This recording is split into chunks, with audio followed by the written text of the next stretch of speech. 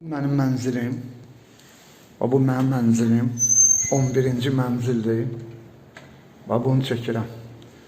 Bu, valideyn himayəsindən məhrum olmayan şəxsdir və bu mənzil. Bu da həmçə üzböyüz bu mənzil də kənar şəxsdir, valideyn himayəsindən məhrum olmamış. Bu da 15-ci mənzildə həmçə.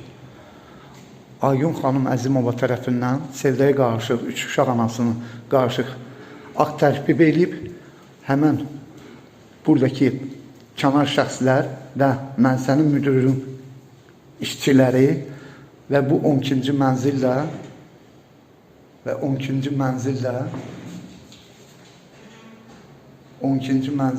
Sevdəyə qarışıq qol çəkib.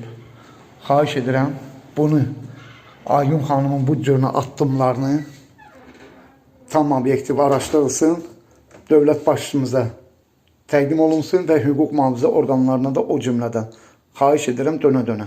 Bütün media kanallarından xahiş edirəm.